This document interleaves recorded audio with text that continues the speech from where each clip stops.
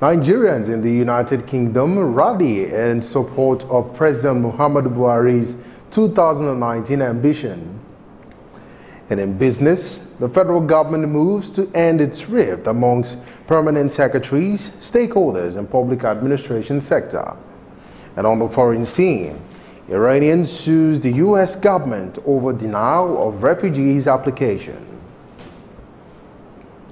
A very good evening to you and welcome to Superscreen News at 8, broadcasting to you live from Lagos. I am Olamide Onka. Many thanks for joining us. A group of Nigerians in the United Kingdom have rallied in support of President Muhammadu Buhari. Members of the group are expressing support for the president-led administration, adding that the president is resetting the country on the path of growth and development. The leader of the group, Stephen Kifordo, who spoke to journalists, said there is no credible alternative to President Buhari and Vice President Yemi Osinbajo in 2019, noting that the group represents the aspiration of many Nigerians who want progress for the country. Kifordo also said Nigeria is attractive to investors because of the president's fight against corruption in the country.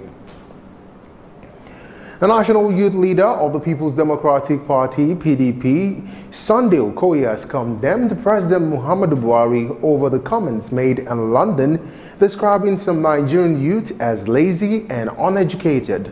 In a statement issued in Abuja, Okoye insisted that the Nigerian youth remain the most enterprising and patriotic people.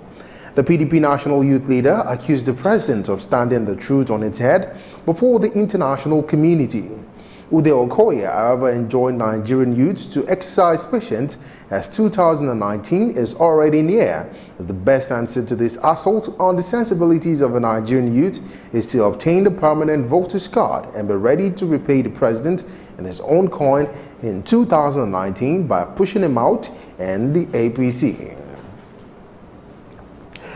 Now, following a statement issued by the Rivers State chapter of the All Progressives Congress APC that the People's Democratic Party PDP be held responsible for electoral violence and malpractice in the state, the Rivers State chapter of the PDP has strongly denied this claim.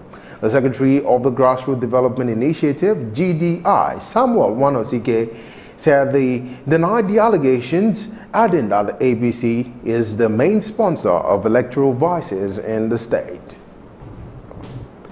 I want to state clearly that in all the processes so far, the local government councillorship primaries that have gone ahead in Rivers East Senatorial District, Rivers West Senatorial District, and the one that is ongoing today, Rivers South Senatorial District, shows clearly that the will of the people are carrying the order of the day.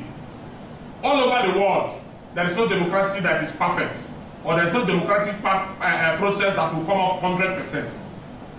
But to state the obvious, that the APC will want to say that Ezeboye should produce men and women who participated in violence in the local government, when the men went for their manifesto program in Degema, in Bakana precisely, is senseless, it doesn't make any meaning. Because we understand that it is the Nigerian police responsibility to go after those that break our law. And it is the responsibility of the Nigerian army to make sure our territory and within our territories are protected from those who want to destroy our life and our property. Wanosike called on the APC to put its house in order and desist from causing chaos in the state through unguarded statements aimed at inciting the opposition. We have the Women Briggs faction, we have the Teleprince faction, we have the Telecos faction, we have the Secretary Davis faction, and we have the Magnus Abes faction, with the current Minister of Transportation looking misled and misdirected by his style of political leadership. It is obvious that they cannot even participate in any forthcoming election because a house divided among itself cannot stand. Now the worry is, why will a political party that have pulled out of a credible process decides to throw spanner in the wheel of progress of that process by only considering the activities of the People's Democratic Party not minding that the other political parties, something political parties, who have released the press statements before today, stating clearly that they are participating in the forthcoming local government election, it is obvious that the ABC has been decimated in Rivers State. He urged the electorate to exercise their civil rights without intimidation and participate in the forthcoming local government election in the state. Men suspected to be thugs have invaded the secretariat of the Abia State chapter of the All Progressives Congress APC, carting away cash belonging to the party. Report says 2 of the suspects were arrested by the police in connection with the invasion.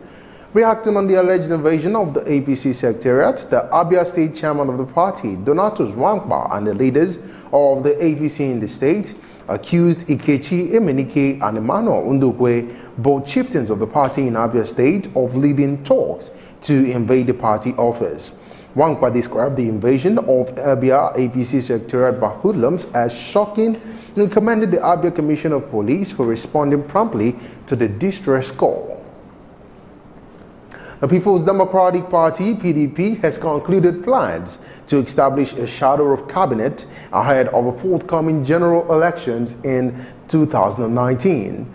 The National Publicity Secretary of the party, Kola Ologbondinyo, who disclosed this in a statement, said this is part of the resolution reached at the end of the NEC emergency meeting held on Thursday at the PDP National Secretariat in the nation's capital. The NEC directed the National Working Committee of the party to commence action towards the setting up of the cabinet to pilot PDP's roadmap towards national economic recovery and good governance. Director, Defense Information, Brigadier General John Ajim has appealed to political leaders to avoid playing politics with matters of national security, especially in the ongoing fight against insurgency. Ajim made the appeal while briefing journalists on the success of the ongoing military operation nationwide. He confirmed that a total of 183 criminals were arrested in Operation Ayamakbatuma between Benue and Taraba State, with several arms and ammunition recovered in the process. During this period, a total of 183 criminals were arrested in exercise Ayamakbatuma in Benue and Taraba State for various offenses. In Benue State, 147 herdsmen, 6 cultists, 5 wrestlers, and 6 armed bandits were arrested, while 15 were arrested in Taraba State.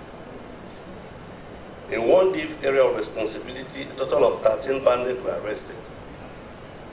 All the arrested suspects have been handed over to the Nigerian police for further actions. Defense headquarters hereby appeal to our political leaders not to play politics with security issues and the armed forces of Nigeria. The military is the strength of every nation, Nigeria inclusive. If we talk down on our military, it will dampen their morale, the enemy will be emboldened to cause more havoc, and the consequence on our citizens will be there. I implore you to use your various platforms to galvanize support and understanding for the military to win the war against these criminals. Ajim also commended the civil authorities and state governors for their support during the operation and called on Nigerians to be security conscious during the elections. Troops of Operation Lafia Dole have killed 1 Boko Haram member at the Ngala Bridge in Gamborungala area of Borno State. A statement from Colonel Deputy Director Public Relations Onyema Wanchuku said the troops killed the insurgent and wounded several others, recovering an anti-aircraft gun and 2 AK-47. In another operation, troops on patrol along Jebra Fergie Road averted a devastating plot by Boko Haram terrorists to attack troops and other unsuspecting road users with multiple improvised explosive devices concealed on the foliage along the road. The troops uncovered 3 primed IEDs concealed under shrubs along the road and connected to a long detonating cable dragged into the bush towards the Sambisa axis. The Police Service Commission (PSC) has announced the promotion of 18 senior officers. The new promotion, which was contained in a statement and signed by the spokesperson of the PSC, Ikechukwani, approved promotion of senior police officers. Amongst them is Ibrahim Mago, the acting chairman of the Economic and Financial Crimes Commission (EFCC), who was promoted to the rank of a full commissioner from deputy commissioner. The commission also approved the promotion of Agbola Glover, Ghazali Muhammad, Ibekwe Abdallah, and Assistant Inspector General of Police.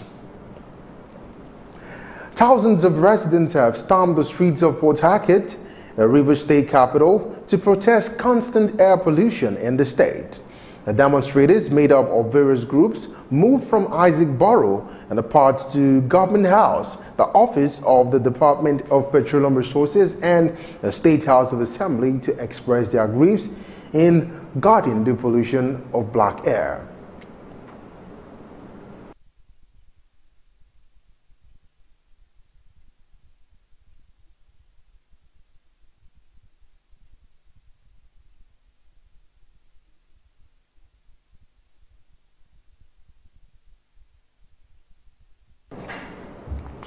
We apologize for that technical error there. We'll take a break now. Coming up on Superscreen News at 8, the federal government moves to end rifts among permanent secretaries, stakeholders, and public administration sector.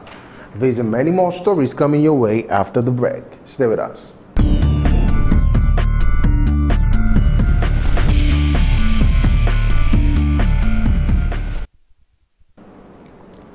Welcome back, and now for some business stories.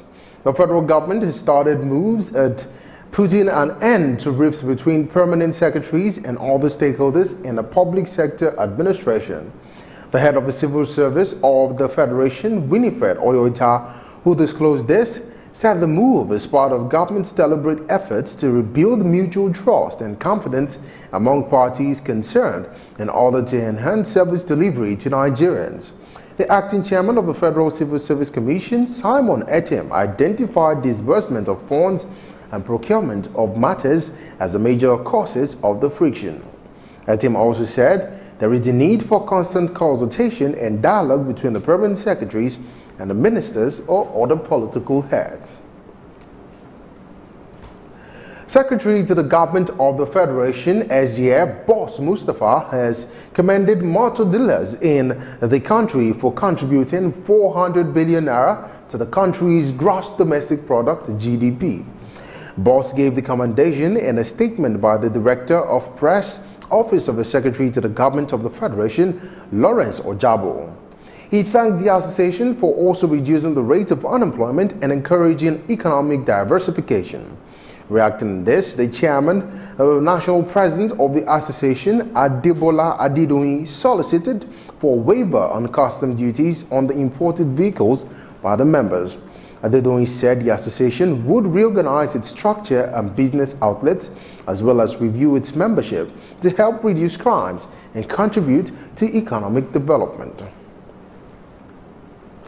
An integrated agricultural project is being planned for Ekiti that may lead to the creation of 25,000 jobs, according to the facilitator of the initiative. A fellow of the Institute of the Chartered Association of Nigeria and Stock Markets Traders, Muyiwa Koka, disclosed this in a statement, who said that 200,000 hectares of land would be needed for the project. Already, he said, he is contacting some partners working with the United Nations for the establishment of the integrated agricultural initiatives specially tailored for Ekiti State. Koka, who is also a governorship aspirant of the All Progressives Congress in Ekiti State, said their plans to establish mechanized farms which would process farm produce for consumption by people and create employment and wealth for at least 25,000 youths. The Naira is expected to remain stable against the United States greenback in the coming weeks as the Central Bank of Nigeria continues to intervene in the foreign exchange market. The CBN on Wednesday injected $210 million into the foreign market. About a week ago, it injected $200 million into the market. Analysts and forex traders says that Nigeria would likely remain stable in the week ahead, boosted by the CBN's ability to intervene in the currency market amidst rising foreign exchange reserves and high crude reserves. The country's external reserves had hit $47 billion as of April 16, providing more ammunition for the Central Bank of Nigeria to defend the naira. The country runs a 2-year-old multiple foreign exchange system, which has been criticized by the International Monetary Fund, IMF. Still ahead tonight, Iranians sues the U.S. government over denial of refugee application. These and other stories coming your way after the break. Don't go nowhere. Before they come, they're supposed to, give us some information, notice.